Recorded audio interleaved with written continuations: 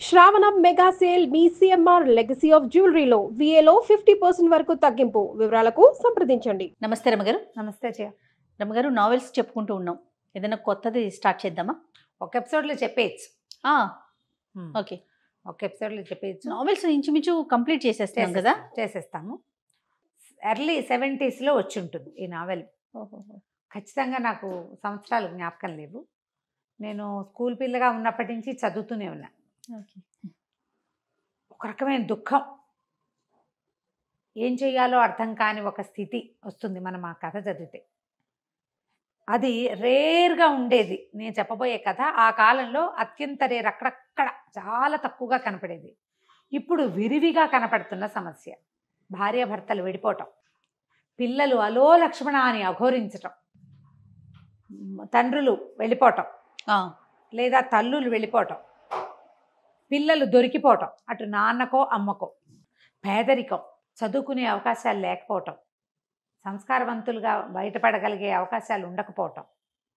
మనకి అప్పుడు ఇప్పుడు కూడా ఇలాంటి సమస్యలు ఉంటూనే ఉన్నాయి కదా. అవును. ఇప్పుడు ఏమైనా మరి అంటే లోకంలో అందరూ చేస్తున్న వ్యవహారం కాబట్టి చాలామంది, అంటే అందరూ అనద్దు పోనీ, సహజంగానే కనపడుతోంది. ఏముంది, విడాకులు తీసుకున్నారు, ఏముంది విడిపోయారు అని. పిల్లలు తల్లి దగ్గర తండ్రి దగ్గర ఉంటారు, ఏ తాత ఇంట్లోనూ పెరుగుతారు. చాలా క్యాజువల్గా తీసేసుకుంటున్నాం రమగారు. కానీ అది పెద్ద విషయంగా ఆలోచించట్లేదు మనం.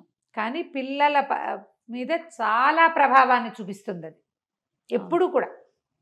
దాని మీద బేస్ చేసుకున్న ఒక కథ. ఓకే. కావిల్పాటి విజయలక్ష్మి గారని ఫ్యామిలీ స్టోరీస్ చాలా బాగుండేవి. ఆవిడది విధి విన్యాసాలు కథ. పేరు ఎంత బాగుంటుంది, విధి విన్యాసాలు.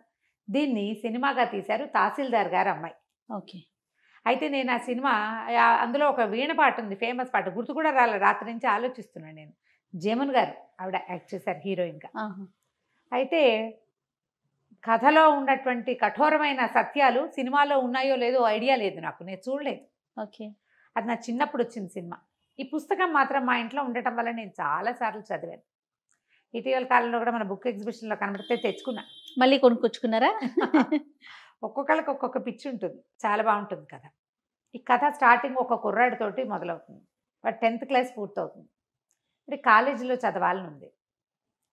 అమ్మమ్మ పిల్లవాడు ఉన్నారు. పెద్ద మావయ్య ఉంటాడు. పెద్ద మావయ్య, భార్య, 2 పిల్లలు. మావయ్య రాజశేఖరం.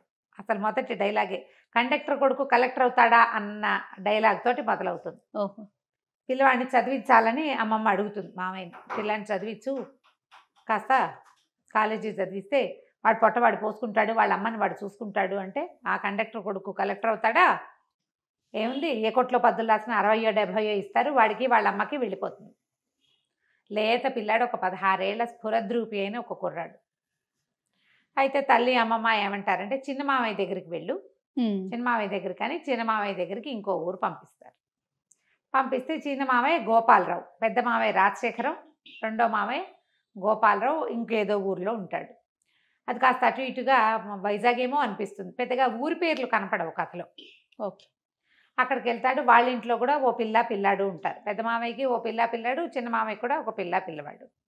అయితే ఆయన ఏమన్నాడు, సరే కనుక్కుంటాడు, ఏమిటి సంగతి సందర్భం కనుక్కొని, అరే నాకు జీతం తక్కువేరా, నీకు భోజనము వసతి నేను ఇస్తాను, నా దగ్గర ఉండు, ఫీజులు పెద్ద మావయ్య కడతాడేమో కనుక్కో. అప్పుడు ఈ పిల్లాడు, మా నాన్న ఎక్కడుంటాడు అని అడుగుతాడు. తండ్రి లేడు వీళ్ళతో.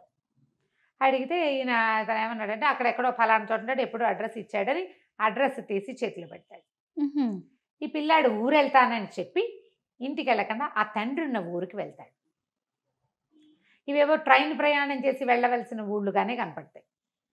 అక్కడికి వెళ్ళేసరికల్లా ఇతను ఒక మామూలుగా చదువుడు, వాళ్ళ అమ్మ ఎట్లా ఉంది, దైన్యంగా, అమ్మ ఇంట్లో కింద ఇల్లు వాడుకుంటారు, పొలం డబ్బులు ఇంటెద్ద ఏదో కొద్దిగా వస్తే బిక్కుబిక్కుమంటూ కాలక్షేపం చేసే దౌర్భాగ్యపు స్థితిలో ఉన్నారు వీళ్ళు. పిల్లాడికి పండగకి బట్టలు లేవు, చెప్పులు లేవు, సైకిల్ లేదు, సాగుబాటు లేదు, ఏ సాగుబాటు లేదు. తన తండ్రిని కూడా అలా ఊహిస్తాడు. కానీ ఆయన స్ఫురద్రూపి, ఎత్తైన పచ్చటి గంభీరమైన ఆకారం, చాలా అందమైన వాడు అతను, ఆ పిల్లాడి తండ్రి. పిల్లాడు అందగాడనే చెప్తారు మనకి మొదటి నుంచి. సరే వచ్చేసరికి ఒక 3-4 ఫ్రెండ్స్తో ఉంటాడు ఆయన. ప్రసాదరావు గారిని కలవడానికి వచ్చానని చెప్తాడు. ఏమిటంటే కాలేజీ ఫీజు కోసం వచ్చాడంటారు, అదంటారు, ఇదని మాట్లాడతారు ఫ్రెండ్స్. వాళ్ళందరూ వెళ్ళిపోయాక ఆయన మీరు నన్ను ఫీజులు కట్టి చదివిస్తారేమోనని అడగటానికి వచ్చానంటాడు. ఆయనవి అందరికీ అన్నేసి ఫీజులు ఎలా కట్టేస్తాం అని ఒక 5 రూపాయలు 10 రూపాయలు ఇస్తాడు, ఇది తీసుకుని వెళ్ళమని. ఆయనకి తెలియదు. మీ అబ్బాయి అయితే ఇలాగే ఇస్తారా అంటాడు. అలా ఎందుకు ఇస్తాను, ఇంతకీ నువ్వు ఎవరి అబ్బాయి అంటే నేను కండక్టర్ ప్రసాదరావు గారి అబ్బాయిని అని చెప్తాడు. చెప్పేసి ఆయన నిర్ఘాంతపోతాడు. బాగా పరిశీలనగా చూస్తే తన పోలికలు భార్య పోలికలు కనపడుతుంటాయి పిల్లాడిలో. నిన్నెవరు పంపించారని అడుగుతాడు. మావయ్యే పంపించాడని చెప్తాడు. ఇక ఆ కొడుకుని దగ్గరికి తీసుకుంటాడు. ఆ పిల్లాడిని ఆయన 4 నెలల వయసులో వదిలిపెట్టి వచ్చాడు. సంటి పిల్లాడు, అప్పుడు 4 లేదా 8 నెలలు అంతే వయసు. తర్వాత వాడికి 5 ఏళ్ళప్పుడు తల్లి వాడు ఇద్దరు అన్నవరం బస్సులో ఈయన కనపడ్డారు. అప్పుడు ఈయన కండక్టర్గా ఉన్నాడు ఆ బస్సులో. పిల్లాడు 5 ఏళ్ళప్పుడు. తాతగారు బాగున్నారా అని అడిగితే చచ్చిపోయారని చెప్తాడు పిల్లాడు. పిల్లోడితోనే పిల్లవాడు భార్య పిల్లాడు కనిపిస్తారు. పిల్లాడిని ఒళ్ళో కూర్చోబెట్టుకుంటాడు. అడుగుతాడు, బిస్కెట్ ప్యాకెట్ కొని పెడతాడు. తాతగారు బాగున్నారా, ఇంట్లో అందరు బాగున్నారంటే తాతగారు చచ్చిపోయారు, చాలా రోజులైంది, ఇంట్లో అందరు చచ్చిపోలేదనే అందరు బాగానే ఉన్నారని చెప్తాడు. మా బావగారు పోయారని తెలుసుకుంటాడు ఆయన. అంతకుమించి వాళ్ళ గురించి అతనికి ఏం తెలియదు. అక్కడి నుంచి ఇతను ఏం చేస్తాడు, సరే ఆయన పిల్లాడిని అట్ట పెట్టుకుని అన్నం తినిపించి తన మంచం మీద తన పక్కనే పడుకోబెట్టుకుని ఫీజులు కడతాను, నువ్వు మా మావయ్యకి ఉత్తరం రాసిస్తాను, నేను ఫీజులు కడుతున్నానని ఎవరికీ చెప్పద్దు అని చెప్తాడు. సరే ఉత్తరం పుచ్చుకొని డబ్బులు ఇస్తారు. ఇంత అక్కర్లేదంటాడు. కాదు పుస్తకాలకి వాటికి కావాలని. ఆ రోజుల్లో 300 నోట్లు చూసి ఆశ్చర్యపోతాడు పిల్లాడు. అక్కడి నుంచి మావయ్య గారింటికి వెళ్తాడు. వెళ్తే ఏమిట్రా ఒప్పుకున్నాడు, ఏమిట్రా మావయ్య అంటే డబ్బులు తీసి చేతిలో పెడతాడు. తండ్రి రాసిన ఉత్తరం ఇస్తే ఆశ్చర్యపోతాడు. ఊరిని భలేవాడివిరా నువ్వు, చూసిరమ్మంటే కాల్చి వచ్చావని ఉత్తరం చదువుకుంటాడు. సరే ఇక్కడే ఉండు, డబ్బులు ఫీజులు కడదామని మంచి కాలేజీలో చేర్పిస్తారు. ఏ కాలేజీయో మనకు చెప్పరు, కాలేజీ వ్యవహారాలు ఏముండవు. కాలేజీకే ఉత్తరం రాస్తుంటాడు తండ్రి కొడుకు ఉత్తర ప్రత్యుత్తరాలు నడుస్తాయి. మళ్ళీ ఇంకోసారి తండ్రి దగ్గరికి వెళ్తే ఆయన బట్టలు కుట్టిస్తాడు కొడుక్కి. సరదాగా ఉంటుంది. 16-17 ఏళ్ళ పిల్లాడు పచ్చగా పొడుగ్గా ముచ్చటగా ఉంటాడు. వాడికి మంచి మంచి బట్టలు వేసుకుని చూసుకోవాలని ఉంటుంది తండ్రికి. వీడి ఫీజులు ఎవరు కడుతున్నారు, చిదంబర రహస్యం, ఎవరికీ తెలియదు. మావయ్యకి తెలుసు కదా, ఈ మావయ్య కట్టాడు అనుకుంటారు. అయితే వీడు చెప్తాడు, ఎవరికి చెప్పద్దన్నారు మా నాన్న అని. ఉత్తరంలో కూడా అదే ఉంటుంది. అత్తయ్యకి చెప్తాను, ఆమె దగ్గర నుంచి రహస్యం బయటకు వెళ్ళదని, మళ్ళీ గొడవలు వస్తాయి మాకు అని భార్యకి మాత్రం చెప్తాడు. ఆవిడ ఎవ్వరికీ చెప్పదు. ఈ అన్నదమ్ముల మధ్య కూడా అంత విరివైన రాకపోకలు ఉండవు. కథ దాదాపుగా ఒక 6-7 సంవత్సరాల పాటు నడుస్తుందన్నమాట. మధ్యలో పాత కథ రివైవ్ అయ్యి కనపడుతుంది. సరే పిల్లాడు చదువుకోవటం మొదలు పెడతాడు. ఇంటర్మీడియట్ అయిపోతుంది, డిగ్రీలో చేరుస్తాడు. పెద్దమావయ్యకి ఆశ్చర్యంగా ఉంటుంది. పిల్లాడికి కాన్ఫిడెన్స్, అంతకుముందు భయంగా బిక్కుమని పేదరికము, తండ్రి లేకపోవటం వల్ల చుట్టుపక్కల వాళ్ళంతా మీ నాన్న వెళ్ళిపోయాడు, మీ అమ్మని వదిలేశాడు లాంటివి విని పిల్లలు చాలా బేలగా ఉంటారు. ఎప్పుడైతే ఈ తండ్రి దగ్గరికి వెళ్ళటము, ఆయన డబ్బు ఇవ్వటము, ఆయన బాగా చూసుకోవటము, ఆయన చాలా మంచివాడని అతనికి తెలియటం, దాంతో ఒక కాన్ఫిడెన్స్ వచ్చేస్తుంది పిల్లాడికి. కాన్ఫిడెన్స్ పెద్ద సౌందర్యం, అన్నిటికంటే పెద్దది. అయితే ఈ పెద్ద మావయ్యకి ఆశ్చర్యంగానే ఉంటుంది. ఇంత డబ్బు గోపి ఎక్కడ ఎలా కడుతున్నాడు తమ్ముడు అర్థం కాదు. మెల్లిగా డెవలప్ అవుతాయి. వీళ్ళింట్లో ఓ పిల్లవాడు ఉన్నారు కదా, పద్మజ, గోపాలరావు కూతురు పేరు పద్మజ, పిల్లాడు ఒక సీను. రాజశేఖరానికి ఏమో ఓ జయ, చంద్రం, 2 పిల్లలు. ఆ జయ చాలా అందంగా ఉంటుంది. ఈ పద్మజ కొంచెం సామాన్యంగా మేనత్త పోలికగా ఉంటుంది. దీనికి పూర్వగాథ ఏం చెప్తారంటే, తహసీల్దార్ గారు వెంకటరామయ్య గారు ఏదో ఆయన పేరు, ఆయనకి ఒక కూతురు 2 కొడుకులు. ఆ కూతురు పేరు మధుమతి. వాళ్ళ పక్కింట్లో ఒక ముసలి మామగారు ఒక కుర్రాడు అద్దెకుంటారు. పిల్లాడు ఏదో డిగ్రీ చదువుకున్నాడు, ఉద్యోగం వేయించమని తహసీల్దార్ గారిని అడుగుతుంది ఆవిడ. వీళ్ళింటికి కొంచెం రాకపోకలు ఉంటాయి. ఆ కుర్రాడు ఆ మధుమతి కొంత ప్రేమలో పడతారు. అబ్బాయి చాలా అందమైన వాడు. ఈ అమ్మాయి కూడా బాగుంటుంది, కానీ అతను ఎక్కువ అందగాడు. ప్రేమలో పడతారు. ఒక 2 సంవత్సరాలు గడిచేసరికి అలా 1 సంవత్సరం గడిచింది, ఉద్యోగం స్థిరపడింది అబ్బాయికి. పిల్లకి ఇతని మీద మనసు ఉందని తెలుసుకుని తండ్రి వాళ్ళిద్దరికీ పెళ్లి చేయాలనుకుంటారు. ఆ ముసలి మామగారు కాస్త చనిపోతుంది. చనిపోతే కుర్రాన్ని తెచ్చి తమ ఇంట్లోనే పెట్టుకుంటారు. చక్కగా పెళ్లి చేస్తారు. పెళ్లి చేసి తమ ఇంట్లోనే ఇల్లరిక ఉంచుకుంటారు. ఆ అబ్బాయి ఎంతసేపు బయటికి వెళ్ళిపోదా ఉంటాడు. ఆ అబ్బాయే ఈ ప్రసాదరావు, ఈ పిల్లవాడి తండ్రి. ఆ మధుమతి ఆ పిల్లాడి వాసు తల్లి. మన కుర్రాడు హీరో ఉన్నాడు కదా, వాసు అతని పేరు. అయితే వీళ్ళిద్దరూ కలిసి ఉంటారు. 5 సంవత్సరాలకు కానీ పిల్లలు కలగరు. 5 ఏళ్లకి ఈవిడ ప్రెగ్నెంట్ అయ్యింది. క్రమంగా ఏమైందంటే, ఆ రోజుల్లో ఏదో ఒక సంఘటన జరుగుతుంది. అదేంటంటే, ఆయన ఏదో ఒక ఉద్యోగం జోగయ్యో ఎవడో ఆఫీస్లో ఉన్నటువంటి ఒక ప్యూన్ తాలూకు ఉద్యోగం తీసేసే ఒక ఇది జరుగుతుంది. జరిగితే ఆ జోగయ్యకి ఈ ప్రసాద్కి స్నేహం ఉంటుంది బాగా. ఇతను ఆ కాగితం నేను పెట్టనంటాడు. ఆయన తహసీల్దారు, ఇతను యూడీసీ, ఒక హెడ్ క్లర్కో ఏదో అవుతాడు ఇతను. ఆయన ఎంత బాగానో చూసుకుంటారు అల్లుడిని. మంచి మంచి బట్టలు కుట్టిస్తారు, ఎంత బాగుంది, ఓసారి ఎట్రా ఇట్రా అని బట్టలు చొక్కా సరిపోయింది లేదో చూస్తారు. పిల్లతో కలిసి సినిమాలకు తిప్పుతారు. నువ్వే మా ఇంటికి పెద్ద కొడుకు అంటారు. ఈ పిల్ల అంటే పంచప్రాణాలు ఆయనకి. ఎందుకంటే 4 పిల్లలు పోయాక అమ్మాయి పుట్టింది. అమ్మాయి తర్వాత 2 తమ్ముళ్ళు బతికారు. దాంతో అమ్మాయి లక్ష్మిగా భావిస్తారు ఆ మధుమతిని. దాంతో పిల్లని బయటికి పంపడం ఇష్టం ఉండదు. ఇబ్బాయి కూడా ఎవరు లేరు కదా, మా అవ్వగారు చనిపోయింది కదా. చచ్చిపోయిన ఆవిడకి ఇంకా ఎవరున్నారు, అతనికి ఎవ్వరు అన్నదమ్ములు లేరు, అక్క చెల్లెలు లేరు, అమ్మ నాన్న లేరు. అందుకని పిల్లాన్ని అట్టబెట్టుకుంటారు ఇంట్లో. ఈ జోగయ్య వ్యవహారం వచ్చేసరికి జోగయ్య వాళ్ళ ఇంటికి రాక పోక ఉంది. ఆ జోగయ్యకి ఒక అక్క ఉంటుంది రాజమ్మని. ఆ అమ్మాయి కొంచెం తిరిగిపోతుంది. పుకారు ఏమని పుడుతుందంటే ఆ రాజమ్మతోటి తనకి సంబంధం ఉంది ఈ ప్రసాద్కి, అందుకనే జోగయ్య ఉద్యోగాన్ని కాపాడారు అని పుట్టింది పుకారు. ఈ చిన్నతనపు ఆడపిల్లలకి అలాంటి వార్తలు ఏమైనా తడితే ఇతను ఇంత పంచప్రాణాలుగా ఉంటాడు, తనంటే ప్రాణం పెడతాడు అనేది గుర్తురాదు. ఆ అమ్మాయి మీద అనుమానంతో మొగుడిని ఏదో ఒకటి సూటిపోటి మాటలు అంటూ, ఒక తెలియనితనం, ఈ బంధం తెగిపోతుందని అనిపించదు, తెలిసి తెలియనితనమే. ఆ తల్లిదండ్రి కూడా దాన్ని ఎగసంతోస్తాడు. మా పిల్లని ఏడిపిస్తున్నాడు అన్నది తప్ప ఇంకొక ఆలోచన ఉండదు వాళ్ళకి. క్రమంగా ఏమైంది, దీనికి ఒళ్ళు మండిపోతుంది ఈ ప్రసాద్కి. సినిమాలో ఇలా హీరోని క్యారెక్టర్ని దెబ్బతీయరు బహుశా, అవును. కానీ ఇతను ఏం చేశాడంటే నిజంగానే ఆ అమ్మాయితో సంబంధం ఏర్పరచుకుంటాడు. ఓహో. అది బయటకు వచ్చేస్తుంది. డబ్బు ఇవ్వడం మొదలు పెడతాడు. దాంతో ఈ అమ్మాయి చిచ్చి నేను ఇతనితో కాపురం చేయనంటూ అసహించుకుంటుంది భర్త అంటే. ఎవరికైనా ఉండేది. ఇప్పుడు ఆ రోజుల్లో ఏంటంటే ఇప్పట్లాగా విడాకులు వచ్చిన రోజులు కాదు కదా, నయానో భయానో చెప్పుకుని విడిపించుకుని ఇవన్నీ చాలా సహజంగా ఉండేవి అప్పుడు. కానీ ఆ అమ్మాయి అతి గారాబంతో పెరగటము, తండ్రికి పెద్ద ఇల్లు వాకిలి తోట దొడ్డి పెద్ద ఉద్యోగము, దానివల్ల వచ్చినటువంటి కొంచెం హై ఫీల్ తోటి అమ్మాయి భర్తను తృణీకరించేస్తుంది. దాంతో ఆయన మొత్తం ఇతని ఇంటికి వాళ్ళ మామగారు చనిపోయాక సామాన్లు తెచ్చుకుంటారు కదా, ఆ సామాన్లన్నీ బయటికి విసేసి పొమ్మంటారు. సంతకం పెట్టి నీకు మాకు సంబంధం లేదు అంటే సంతకం పెట్టనంటాడు.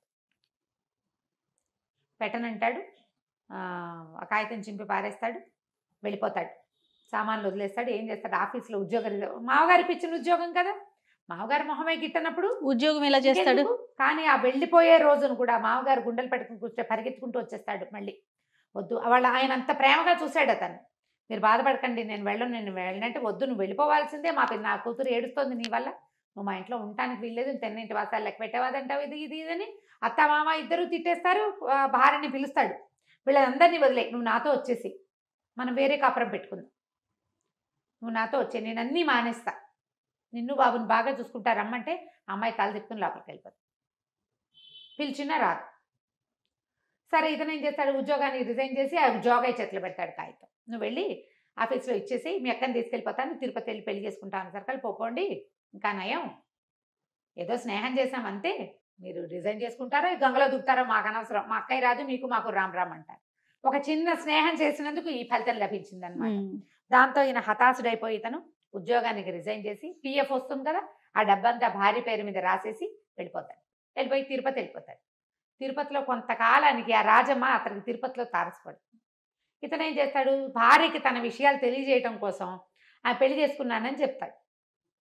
ఆవిడేమో ఈ తహసీల్దార్ గారికి అంటిస్తుంది ఆ రాజమ్మ, ఎల్లుడ గారు తిరుపతిలో కనపడ్డాడు, పెళ్లి చేసుకున్నట్టు చక్కగా చోకిల్లాగా ఉన్నాడు అని. ఇక ఇతను ఎప్పటికైనా తిరిగి వస్తే, ఇప్పుడు ఇన్ని మాటలు అన్నాక అతను తిరిగి వస్తాడని ఎట్లా అనుకుంటారు ఎవరైనా, అదే కదా జనరల్గా అవుతుందా అట్లా? ఏనాటికైనా అతను వస్తాడేమోనని ఆశ పెట్టుకుని ఉన్న ఆ అమ్మాయికి ఈ భర్త వెళ్ళిపోయే వరకు అతని మీద అసహ్యంగా ఉంటుంది. వెళ్ళిన దగ్గర నుంచి అతను తనతో ఉన్న ప్రేమాయ గుర్తొస్తుంది. పిల్లాడు తండ్రి లేని వాడైపోయాడు, చుట్టుపక్కల వాళ్ళంతా చిన్నబుచ్చుతారు, అది మొగాడికి ఏదో ఒకటి ఉంటే దానికోసం కాపురం కాలదనుకుంటారా ఎవరైనా, అది ఎలాగో అనే మాటేగా. దాంతో ఒక విరాగిగా మారిపోతుంది ఆ అమ్మాయి. ఏ రోజు మంచి బట్టలు కట్టుకోవటం కానీ, ఓ తల్లో పూలు పెట్టుకోవటం కానీ, పెళ్ళిళ్ళకి పేరెంటాలకి వెళ్ళటం కానీ, ఇంట్లో నుంచి బయటకు కాలు పెట్టకుండా అయిపోతుంది. పిల్లని పెంచుకుంటుంది. ఇతనేమో ఒక కండక్టర్గా ఎక్కడో జీవితం గడుపుతాడు. అయితే బిఏ చదువుకున్నానని చెప్పి తిరుపతిలో ఇతను అలా ఉండగా చచ్చిపోదాం అనుకుంటాడు. ఒక స్నేహితుడు ఎవరో కనపడతాడు, కాలేజీ ఫ్రెండ్. ఇదేమిటో నువ్వు అకౌంట్స్లో చాలా గట్టివాడివి, ఇట్లా చేసావు, పద నీకు ఏదైనా ఒక ఉద్యోగం ఇప్పిస్తా, నీ బతుకు నువ్వు బతుకుతూ కానీ దీంతో అయిపోయిందా అని చెప్పి ఉద్యోగం వేశాడు ఒక బస్సులో కండక్టర్గా. ఆ బస్ కండక్టర్గా ఉన్నప్పుడు ఈ భార్య కొడుకుని చూస్తాడు ఆయన. ఓహో. ఆయన కండక్టర్గా ఉన్నాడని అమ్మాయి ఇంటికి వెళ్ళి తల్లికి తమ్ముళ్ళకి చెప్తుంది. ఈ కండక్టర్ కథ అయిపోయింది కదా. ఈయన బస్సులో ఉండగా ఒకసారి ఏవో అకౌంట్స్ సరిగా లేకపోతే ఇతను అకౌంట్స్ చూసి పెడితే ఆ బస్సు అని రాసి చెడిపోతాడు సీటు. ఏంటండి మీరు ఇంత బాగా చేస్తున్నారు, ఎలా చేస్తున్నారంటే ఈయన ఇంకేం చేయలేక చెప్తాడు, బిఏ చదివాను, అకౌంటెన్సీ నా సబ్జెక్టు, ఫలానా తహసీల్దార్ ఆఫీస్లో పనిచేశాను అనేసరికి ఆయన ఆశ్చర్యపోయి మీరు అకౌంట్స్ చూడండి, ఇంకా నేను కండక్టర్ పని చేయొద్దంటాడు. జీతం పెరుగుతుంది, ఏదో చిల్లర కోసము ఒక లాటరీ టికెట్ కొంటాడు. 40,000 వస్తుంది. ఆ రోజుల్లో 40,000 అంటే ఇప్పుడు 40 లక్షలతో సమానం, ఇంకా ఎక్కువే. అయితే రక్షణ నిధికి ఇచ్చేస్తాను, ఈ డబ్బు నేనేం చేసుకుంటాను, భార్య పిల్లాడు నా నుంచి సెపరేట్ అయిపోయారు, జీవితం మీద ఆశ లేదంటే ఆయన ఒప్పుకోడు. అలా వద్దు, ఎక్కడైనా డబ్బు మదుపు పెట్టండి, మీకు కాకపోతే ఎవరికో వస్తుంది, డబ్బులు వస్తూ ఉంటాయి, ఎవరికైనా పిల్లలకి పేద పిల్లలకి చదువుకోవడానికి దానికి సహాయం చేద్దురు. కానీ ఓసారి డబ్బు ఇచ్చేయటం ఏంటండి, ఓ 2,000 ఇవ్వండి, మిగిలిన 8,000 మదుపులు మిగిలిన డబ్బులు మదుపు పెట్టండి అని బలవంత పెడతాడు. పెట్టేసరికి కొంత డబ్బు రక్షణ నిధికి ఇచ్చి ఒక రైస్ మిల్ ఏదో కొంటాడు. అట్లా అట్లా బ్రెయిన్ బాగుంది, మంచి తెలివైన వాడు కదా, అట్లా అట్లా అట్లా డెవలప్ అవుతుంది. ఈయన చక్కగా మంచి పెద్ద బిజినెస్ షాపు, గోల్డెన్ వ్యవహారాలు ఉన్నాయి. ఈయన ఇలా ఉండిపోయాడు. పెళ్ళానికి అహంకారము పొగరు అనుకుంటాడు అతను. ఆ అమ్మాయికి ఎలాంటి దుర్భరమైన జీవితం లభించింది చివరికి ఆయనకి తెలియదు. పిల్లాడిని భార్య పంపించిందని ఒక అనుమానం ఉంటుంది లోపల. వాడు ఒట్లు సత్యాలు పెట్టుకుంటాడు, అవి కాదు మా అమ్మ పంపలేదు, మా అమ్మకి అసలు తెలియదని. ఇప్పుడు ఈయన ఈ డబ్బులు ఇస్తున్న సంగతి చెప్పొద్దంటాడు. ఈ పిల్లాడు చక్కగా కళగా మంచి మంచి బట్టలు వేసుకుంటాడు, చక్కగా చదువుకుంటాడు, బిఏ అయిపోతుంది. అయితే డిగ్రీ అయిపోయాక ఇంకా నేను చదవను అని తల్లి చెప్తాడు. ఇతను తల్లిని చూడడానికి వెళ్ళేసరికి ఏమవుతుంది, మేనమామ పెద్ద మేనమామ పక్క దగ్గరే ఉంటారు కదా, వాళ్ళు పొలం డబ్బులు అవి ఇవ్వడం మానేస్తారు. వాళ్ళు ఏం చేస్తారంటే ఆస్తులు, నాన్నగారు చనిపోయాక ఆస్తులు వాటా వేసినప్పుడు 2 వాటాలే పడతాయి. ఆడపిల్లకి ఇవ్వకపోతే రెండో అతను పోట్లాడతాడు, ఆ గోపాలరావు అన్న అతను. అది తప్పు, అక్కయ్య మనతో ఉండిపోయింది, నాన్నగారే అక్కయ్య జీవితాన్ని ఇట్లా చేశారు, ఇది పనికిరాదు, మనం ఇంటి మీద అద్దె తీసుకోవద్దు, పొలం డబ్బులు తీసుకోవద్దు, ఆస్తులు మనవి, అమ్మ అక్కయ్య ఉన్నాళ్ళు అక్కయ్య కొడుకు బతికి బాగుపడేదాకా అక్కయ్య కూడా వాటా ఇవ్వవలసిందే అని ఇతను పట్టుబడతాడు. ఎప్పుడైతే ఈ పిల్లాడు బ్రహ్మాండంగా చదువుకుంటూ జామను బట్టలు వేసుకుని తిరుగుతూ వాచీలు పెట్టుకుంటూ ఉండేసరికల్లా మేనమావకి ఏమనిపిస్తుంటే డబ్బంతా నీ కొడుక్కి దోచిపెట్టి ఇక్కడ పేద వేషం వేస్తున్నావు, ఇక నేను మీకు డబ్బు ఇవ్వను అని చెప్పేస్తాడు. అయితే కథలో ఒక అర్థం కాని మ్యాటర్ ఎక్కడ కనపడుతుందంటే అమ్మాయికి ఒక 30 తులాల బంగారము, పట్టు చీరలు అవి ఇస్తాడు ప్రసాదరావు. ఆ బంగారం ఏమైంది అనే మాట చెప్పరు, పెళ్ళప్పుడు మా అమ్మది అని చెప్పి ఇస్తారు, మంచి మంచి వస్తువులు కొనిపెట్టారని చెప్తారు. మరి ఆ బంగారం ఆయన పట్టుకెళ్ళాడో ఈవిడ పట్టుకెళ్ళిందో అర్థం కాదు. మరి నా చిన్నప్పుడే నాకు అర్థమయ్యేది కాదు. వీళ్ళ దగ్గర గోల్డ్ ఉంది కదా, మరి ఆ గోల్డ్ కూడా పారేసింది. ఇతను సామాన్లు వదిలిపెట్టి వెళ్ళిపోయాడు కదా, నాన్నగారు ఏం చేస్తారు, అవన్నీ దానం చేసేసారు. ఆఖరికి ప్రావిడెంట్ ఫండ్ డబ్బు భర్తది కూతురుకు వస్తే అది కూడా ఆయన రక్షణ నిధికి ఇచ్చేసారు. వాడి డబ్బు కూడా నాకు వద్దని. కానీ వాడి కొడుకు మాత్రం ఉండిపోయాడు ఆవిడ దగ్గర. ఇప్పుడు డబ్బు వస్తువుల కంటే పిల్లలు ఎక్కువ కదా, జీన్స్ కదా అవి, అది ఆలోచించారు. దాని కొడుకే అనుకుంటారు, అతని కొడుకు అన్న ధ్యాస ఉండదు. చాలా మంది చేస్తారు ఇలాంటి ఆలోచన, పిల్లల దగ్గర ఆలోచించారు అట్లా.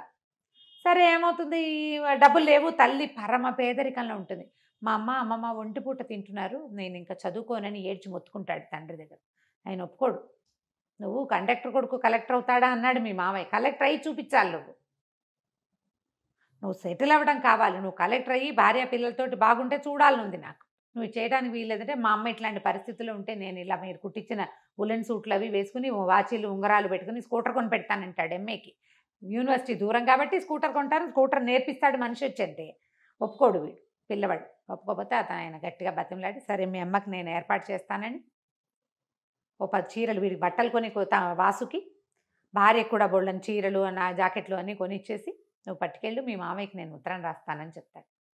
వీరు తండ్రి దగ్గర నుంచి ఇంటికి వెళ్ళేసరికల్లా తల్లి వస్తుందన్న కబురుతో సిద్ధంగా ఉంటుంది. అయితే ఈ గోపాలరావు ఏం చెప్తా అంటే, మీ నాన్న నువ్వు ఉంటున్నావు కాబట్టి నాకు డబ్బు ఇస్తూనే ఉన్నాడు, మీ అమ్మని తెచ్చి నా దగ్గర పెట్టుకోమని చెప్తున్నాడు, నేను తీసుకొస్తానులే అని చెప్పి వాళ్ళ అన్నదమ్ములు ఇద్దరు మాట్లాడుకుని ఇక అక్కయ్యని నా దగ్గర ఉంచుకుంటా, దాని కొడుకు చదువుకున్నాక వాళ్ళిద్దరు వాళ్ళ దారిని వాళ్ళు వెళ్తారు, అమ్మని నువ్వు అట్టి పెట్టేసుకో, పొలం డబ్బు ఇంటి మీద వచ్చే అద్దె చెరసగం తీసేసుకుందాం అని చెప్పేసి అక్కయ్య నువ్వు నా దగ్గర ఉండు, నీ కొడుకు చదువు పూర్తయ్యేదాకా అని వాళ్ళ అక్కని పిలుచుకుంటాడు. ఏరా అమ్మని నువ్వు అన్నయ్య పంచుకున్నారని బాధపడుతుంది, కానీ మెల్లిగా వీళ్ళ ఇంట్లో ఎక్కష్టం అయిపోతుంది. ఈ కథలో ఒక అంతర్వాహినిగా మనకేం కనపడుతుందంటే ఈ గోపాలరావు కూతురు పద్మజ ఆ పిల్ల ఈ వాసుకి అట్రాక్ట్ అవుతూ ఉంటుంది. కానీ ఇతనికి అలాంటి భావాలు ఉండవు.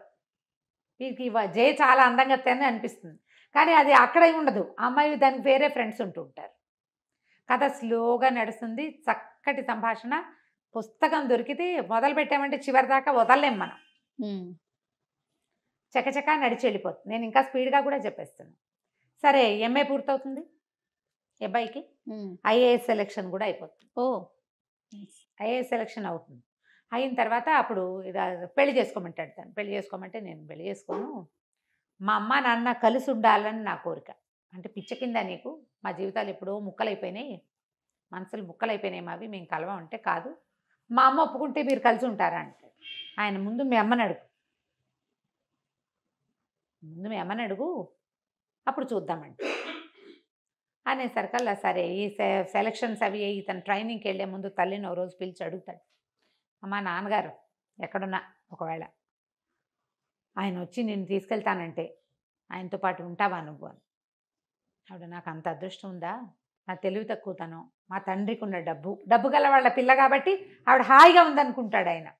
కానీ తండ్రి చనిపోగానే, తండ్రి ఉద్యోగం పోగానే వాళ్ళకున్న ఆస్తి 3 ముక్కలు అయిపోదు. అంతేగా, పదవిలో ఉన్నప్పుడు పదవిలో లేనప్పుడు అసలు మనిషే లేనప్పుడు తేడా ఉండదు. అవును, అతనికి ఆ సంగతి ఆలోచనకి రాదు, తెలియదు అతనికి. డబ్బులున్న వాళ్ళ పిల్ల, ఆ పిల్లకి డబ్బు వల్ల అహంకారం అనుకుంటాడు. కానీ ఆ ఏజ్కి ఇట్లా పరస్త్రీలతో సంబంధం ఉంది భర్త కంటే, దాన్ని ఓర్చుకోలేరనే విషయం ఈయనకు అర్థం కాదు. ఒక చిన్న మేలిగో మొండితనం అతనికి. పెద్దింట్లో పుట్టడం వల్ల నేను అనే ఫీలింగ్ ఆవిడకి. ఇంతే, సరేనంటుంది. అనేసరికి సరే ఏమనుకుంటారు, ఈ పెళ్లి సంబంధాలు జయనిచ్చి చేస్తామని ఉత్తరం రాస్తారు. వీడికి ఐఏఎస్ సెలక్షన్ వచ్చింది కాబట్టి వాళ్ళని చేసుకోవటం ఏంటమ్మా, జయ ఎవరో జగపతి అని కుర్రాడితో తిరుగుతుంది అంటే, ఆ జగపతి ఎవరో దొరలు కొడుతూ పిల్లని తెచ్చుకున్నాడు, అది కాదు మావ నేను చేసుకోనని రాసేసేయమంటాడు. ఈ పద్మజకి ఎన్ని సంబంధాలో చూస్తారు, వచ్చిన ప్రతి సంబంధము తిరగొట్టేస్తుంది ఈ పిల్ల. అయితే చెప్తుంది, నేను బాధ్యతలు బరువుతోటి ఉన్నాను, నువ్వెందుకు చేసుకోలేదంటే, నాకేవో బాధ్యతలు బరువులు భయాలు ఉన్నాయి నాకంటాడు. ఈ అమ్మాయి చెప్తే బాధ్యతలు భయాలు పోయిన తర్వాత నేను ఎవరిని ప్రేమించానో వాడికి చెప్తానంటే వీడికి అర్థమవుతుంది ఈ అమ్మాయి తను ఏం చేస్తుంది అని. అలా ఇంటి ఉద్దేశాలు పెట్టుకోవద్దు, నేను నీ మీద కన్నేసి మీ ఇంట్లో చేరాను అనుకుంటారు, నేను ఎప్పుడు నీతో తప్పుగా ప్రవర్తించలేదు, నాకు అలాంటి ఉద్దేశం కూడా లేదంటాడు. ఏడ్చుకుంటూ వెళ్ళిపోతుంది. ఆ పిల్ల మాత్రం తల్లిదండ్రికి చెప్పదు. వాళ్ళు ఏమనుకుంటారు, పోనీ వీడిని అడుగుదామా అనుకుని కూడా అక్కయ్య బయటపడలేదు నేను ఎందుకు అడగాలనుకుంటారు. ఎవరికి వాళ్ళకి మనసులో ఉంది కానీ ఊరుకుంటారు. ఈ మధుమతికి ఏమని ఉంటుంది, పిల్లాడిని ఇంత చదివించాడు తమ్ముడు, పిల్లనిచ్చే ఉద్దేశంతో చదివించి ఉంటాడు అనుకుంటుంది. కానీ ఆవిడకి లీలగా అనుమానం ఉంటుంది, ఎవరికైనా ఇల్లరికానికి కొడుకు ఒప్పుకున్నాడా, అందుకే వాళ్ళు డబ్బిస్తున్నారా, లేదా ఎవరికైనా దత్తత వస్తానని ఒప్పుకుంటే వాళ్ళు డబ్బిచ్చి చదివిస్తున్నారేమోనని. వాటికి ఒప్పుకోవద్దంటుంది. పక్కింట్లో ఉన్న తహసీల్దార్ గారికి ఒక లావుగా నల్లగా బొద్దుగా ఉన్న పిల్ల ఒకటి ఉంటుంది, వాళ్ళు ఉద్యోగం వేయిస్తామని మనవరాలను చేసుకోమంటారు. ఈ అమ్మాయి చెప్తుంది, తహసీల్దార్ గారు వీళ్ళ పక్కిల్లే, ఈ పక్కింట్లో అద్దెకుంటే కదా నా భర్తకు ఉద్యోగం వేయించి నేను ఇంట్లోకి తీసుకొచ్చుకున్నాను, నా పిల్లాడు ఇల్లరికం వెళ్ళకూడదు.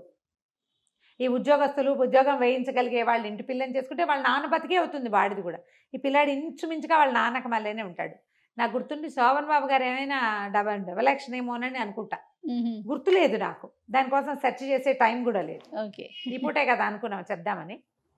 అయితే ఏమవుతుంది, సరే ఇతను ఉత్తరం రాస్తాడు, అమ్మ మీతో రావడానికి సిద్ధంగా ఉంది, మామయ్యకి ఉత్తరం రాయండి అని రాస్తే ఆయనేం అర్థం చేసుకుంటాడు, ఓహో చిన్న మామయ్య కూతురుని చేసుకోదలుచుకున్నాడని ఇతనికి ఉత్తరం రాస్తాడు. గోపాలం మీ అమ్మాయిని చేసుకోవడానికి మా వాడికి ఇష్టమే, మీ పిల్లనిచ్చి మా వాడికి పెళ్లి చేసేయాలి.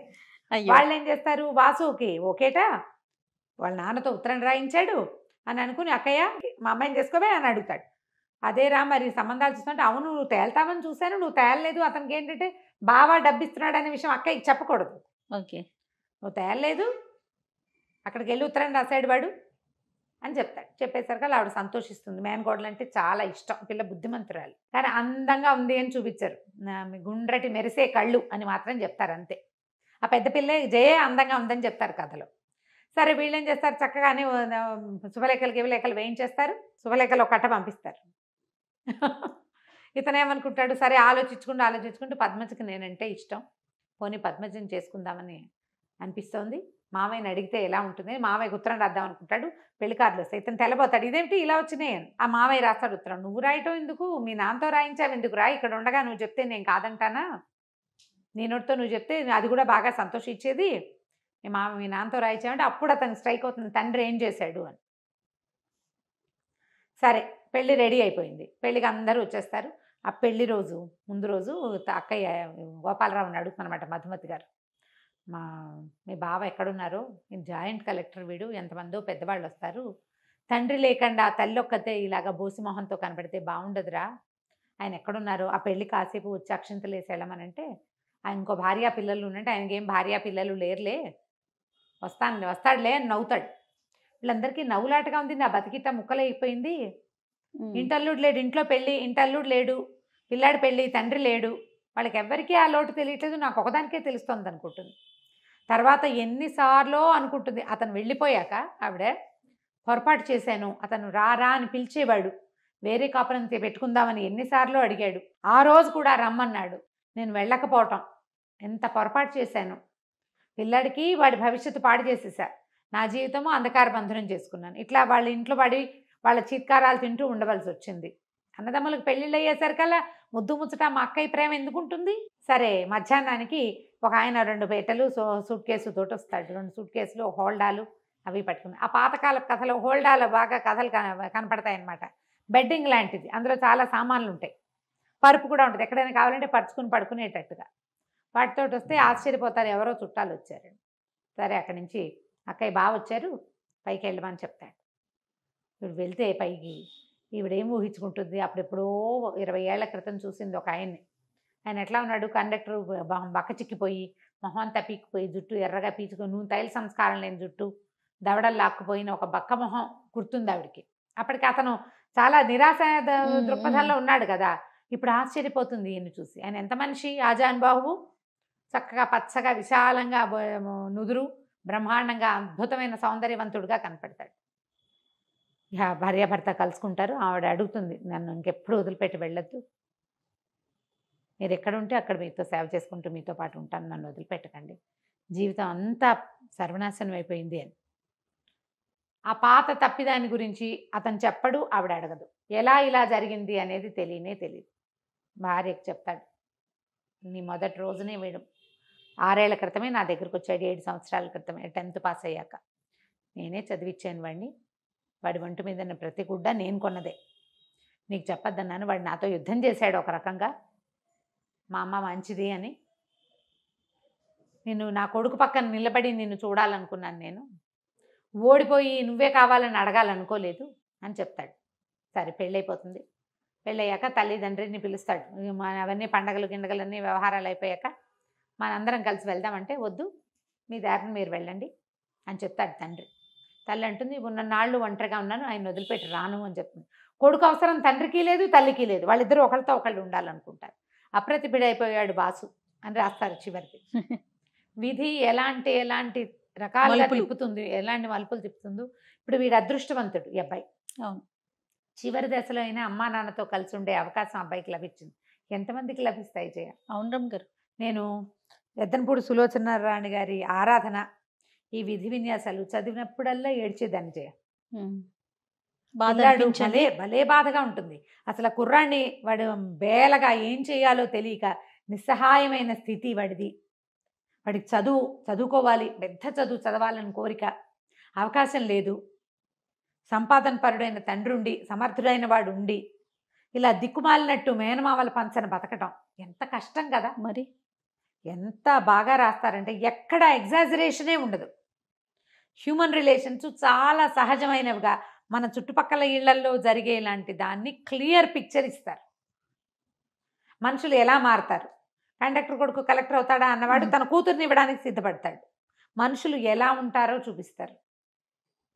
చాలా క్లియర్గా ప్రశాంతమైన రైటప్స్ కూడా. అదేంటంటే తీక్షణమైన సంభాషణలు, గాఢమైన అదేదో ఉండదు. తాపీ సంభాషణతోటి నిదానంగా సాఫీగా వెళ్తుంది. చక్కటి భాష, మనం మాట్లాడుకునే భాష. క్యారెక్టర్స్ అన్నీ క్లియర్గా ఎవరెవరి వ్యక్తిత్వం ఏమిటి అనేది దానికి ఆ సందర్భంలోనే తెలియజేసేలాగా రాస్తారు. దొరికితే పుస్తకం దొరుకుతుంది ఖచ్చితంగా. ఇప్పుడు అన్ని బుక్ షాప్స్లో ఉండేందుకే అవకాశం ఉంది. కావిల్పాటి విజయలక్ష్మి గారి విధి విన్యాసాలు. ఒకవేళ మీకు సినిమా కనుక దొరికితే తహసీల్దార్ గారు అమ్మాయి సినిమా కూడా చూడండి. ఆ వీణపాట ఏమిటో గుర్తు రావట్లేదు. మీలో ఎవరికైనా గుర్తుంటే కింద కామెంట్ పెట్టండి. తప్పకుండా. నమస్తే. నమస్తే.